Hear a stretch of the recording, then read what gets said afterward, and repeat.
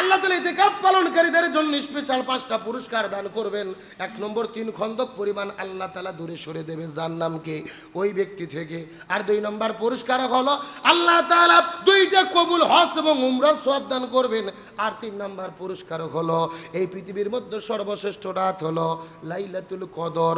লাইলাতুল কদর যদি কেউ পেতে চায় রমজান মাসের শেষ দশকটাকে তালাশ করতে হবে। আর যেই ব্যক্তি ইতিকাফ পালন করবেন শেষ দশক মসজিদের মধ্যে থাকবেন, তার মানে বোঝা গেল ইতিকাফ যারা পালন করবে এদের কাছ থেকে লাইলাতুল কদর ছুটে যাবে না, লাইলাতুল কদর পাওয়ার সৌভাগ্য তারা অর্জন করবে। আবার বন্ধুগণ, মুসলমান ভাইরা গভীর মনোযোগ, আল্লাহ তাআলা মুত্তাকিদের 5টা পুরস্কার দান করবেন। তাৎক্ষণিকভাবে আল্লাহ পুরস্কার দান করবেন। যখন থেকে আল্লাহকে ভয় করা শুরু করে দেবেন তখন থেকে আল্লাহ তাআলা এই 5টা পুরস্কার দান করবেন। তার মধ্যে 5 নম্বর পুরস্কার আল্লাহ তাআলা বর্ণনা করে বলেন, আল্লাহ রাব্বুল আলামিনের ঘোষণা, ওয়া মাইয়াত্তাকিল্লাহা ইয়াজআল লাহু মিন আমরিহি ইসরা। আর জোরে বলেন আল্লাহু আকবার।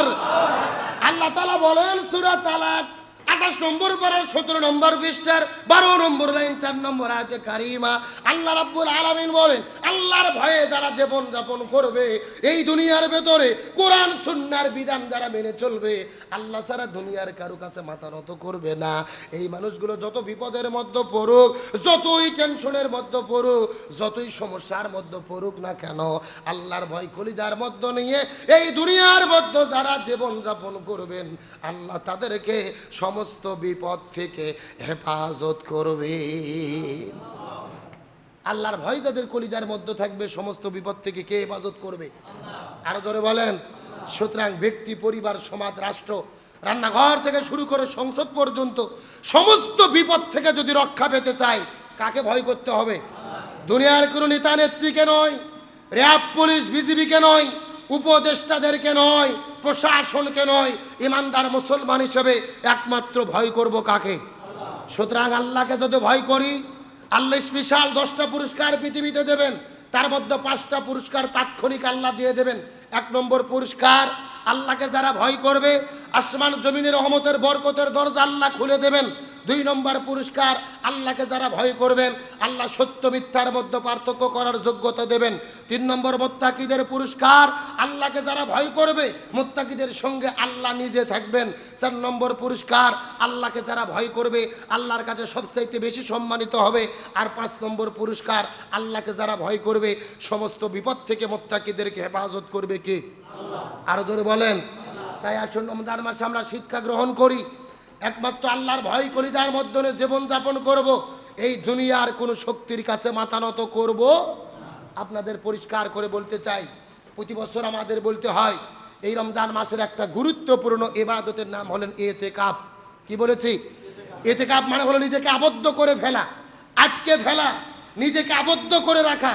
শরীয়তের পরিভাষায় পবিত্র রমজান মাসের শেষ দশকে, যারা পবিত্র রমজান মাসের শেষ দশকে 20 রমজান চাঁদ উত্তোলিত হওয়ার সন্ধ্যা থেকে শুরু করে শাওয়াল মাসের চাঁদ উত্তোলিত হওয়া পর্যন্ত টানা 10 দিন রোজার সাথে মসজিদের ভেতরে আল্লাহর সন্তুষ্টির জন্য যারা আবদ্ধ করে, এটা হলো ইতিকাফ।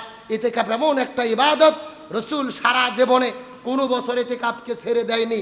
এমনকি 1 বছর অসুস্থতার কারণে নবী ইতিকাফ পালন করতে পারেনি। পরের বছরে নবীজি টানা 2 দশক অর্থাৎ 11 রমজান থেকে 30 রমজান পর্যন্ত টানা 20 দিন ইতিকাফ করেছেন। সুবহানাল্লাহ বলেন। ইতিকাফ এমন একটা ইবাদত যে ইবাদতের মাধ্যমে একেবারে আল্লাহর কাছাকাছি যাওয়া যায়, আল্লাহর সান্নিধ্য লাভ করা যায়।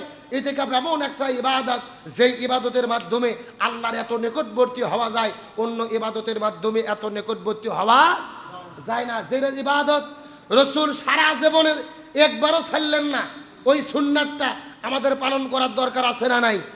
একটা বার যদি আমরা জীবনে ইতিকাফ পালন করতে পারি আমাদের জীবন পরিবর্তনের জন্য যথেষ্ট হতে পারে।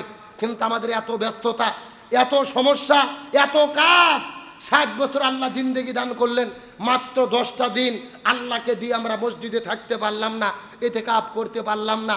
আমি যদি আপনাদের হাত তুলতে বলি 95% আমরা হাত উঠাবো, জীবনে একদিনও ইতিকাফ থাকি নাই। কতক্ষণ ঠিক কিনা? এজন্য আপনাদের বলি ইতিকাফের নিয়াত করেন। রসুল বলেছেন ইতিকাফ আদায় করলে আল্লাহ স্পেশাল 5টা পুরস্কার দেবেন, যেই 5টা পুরস্কার অন্য কোনো ইবাদতের মধ্যে নাই। সুবহানাল্লাহ বলেন। কয়টা পুরস্কারের কথা বলেছি? আরেকটু জোরে বলেন। আল্লাহ তাআলা ইতিকাফকারীদের জন্য 5টা পুরস্কার দেবেন। সরাসরি আমার নবীজি তিরমিজি শরীফের হাদিসে বলেছেন, চিৎকার করে বলেন সুবহানাল্লাহ। বিশ্বনবী করিম সাল্লাল্লাহু আলাইহি ওয়াসাল্লাম বলেন, এই দুনিয়ার মধ্যে আল্লাহর জন্য, আল্লাহর সন্তুষ্টির জন্য যারা ইতিকাফ পালন করবেন আল্লাহ তাআলা তাদেরকে 5টা পুরস্কার দেবেন। চিৎকার করে বলেন কয়টা? তার মধ্যে 1 নম্বর পুরস্কার হলেন, যে ব্যক্তি আল্লাহর সন্তুষ্টির জন্য ইতিকাফ পালন করবেন, ইতিকাফ আদায়কারীদের, ইতিকাফ যারা আদায় করবেন, ইতিকাফ আদায়কারী ব্যক্তিদের কাছ থেকে আল্লাহ তাআলা জাহান্নামের আগুনতে 3 খন্দক পরিমাণ জাহান্নামের আগুনকে দূরে সরে রাখবেন। ওই ব্যক্তি থেকে 3 খন্দক পরিমাণ জাহান্নামটা সরাইয়া দেবেন। চিৎকার করে বলেন কয় খন্দক? সাহাবীরা জিজ্ঞাসা করলেন, ইয়া রাসূলুল্লাহ 3 খন্দক বলতে কি বোঝায়? কত কত দূরত্বে 3 খন্দক হয়? রাসূল বললেন, সাহাবীরা 3 খন্দকের দূরত্ব হলো 1 খন্দক সমপরিমাণ হলো আসমান থেকে জমিন যত দূর পর্যন্ত, আসমান থেকে জমিন যত দূর পর্যন্ত, এত দূর পর্যন্ত মিলে হলো 1 খন্দক। তার মানে বোঝা গেল এই জমিন থেকে আসমান পর্যন্ত যত ফাঁকা জায়গা, এই রকম 3 ডবল করলে 3 খন্দক তৈরি হবে। একবার যারা আল্লাহর সন্তুষ্টির জন্য ইতিকাফ পালন করবেন, এই 3 বার আসমান থেকে জমিন পর্যন্ত যত ফাঁকা জায়গা, এই সমপরিমাণ 3 খন্দক পরিমাণ দূরে ওই ব্যক্তিকে আল্লাহ জাহান্নাম থেকে দূরে সরাইয়া দেবেন।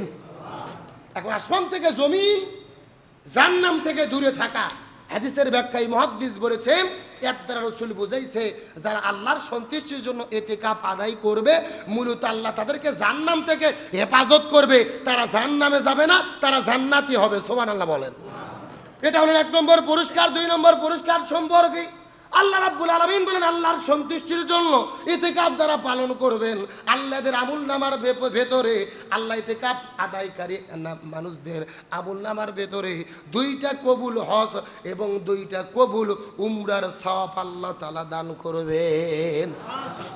টাকা দিয়ে আমরা হজ করতে যাই, উমরা করতে যাই, মানুষকে দেখানোর জন্য যদি হজ উমরা করি, কবুল হবে? হজ উমরা করলেই যে কবুল হলো গ্যারান্টি নাই। কিন্তু আল্লাহর সন্তুষ্টির জন্য যদি ইতিকাফ পালন করতে পারি, কবুল একটা হজ উমরা, কবুল 2টা হজ উমরার সওয়াব কে দান করবেন? টাকা পয়সা নেই, মক্কা মদিনায় যেতে পারি না, সুযোগ এসেছে, ইতিকাফ করেন। রাসূলের হাদিস মিথ্যে হবে না। হজ উমরার সমপরিমাণ সওয়াব আল্লাহ তাআলা দান করবেন শুধু ইতিকাফ পালন করার জন্য। সুবহানাল্লাহ বলেন। আমার বন্ধুগণ, মুসলমান ভাইরা, গভীর মনোযোগ। আল্লাহ তাআলা ইতিকাফ পালনকারীদের জন্য স্পেশাল 5টা পুরস্কার দান করবেন। 1 নম্বর 3 খন্দক পরিমাণ আল্লাহ তাআলা দূরে সরে দেবে জাহান্নামকে ওই ব্যক্তি থেকে। আর 2 নম্বর পুরস্কার হলো আল্লাহ তাআলা 2টা কবুল হজ এবং উমরার সওয়াব দান করবেন। আর 3 নম্বর পুরস্কার হলো এই পৃথিবীর মধ্যে সর্বশ্রেষ্ঠ রাত হলো লাইলাতুল কদর। লাইলাতুল কদর যদি কেউ পেতে চায়, রমজান মাসের শেষ দশকটাকে তালাশ করতে হবে। আর যেই ব্যক্তি ইতিকাফ পালন করবেন, শেষ দশক মসজিদের মধ্যে থাকবেন, তার মানে বোঝা গেল ইতিকাফ যারা পালন করবে এদের কাছ থেকে লাইলাতুল কদর ছুটে যাবে না। লাইলাতুল কদর পাওয়ার সৌভাগ্য তারা অর্জন করবে। সুবহানাল্লাহ বলবেন না? লাইলাতুল কদরের গুরুত্ব কম না বেশি? লাইলাতুল কদরি খায়রুম মিন আলফি শাহ, হাজার হাজার মাসের চাইতেও উত্তম 1 রাতের ইবাদত। এই লাইলাতুল কদর কারু কপালে পাওয়া, ভাগ্যে পাওয়া মানে নসিব খুলে যাওয়া। এই লাইলাতুল কদর যদি 27 তারিখে ইবাদত করি, পাওয়ার কোনো সম্ভাবনা নেই।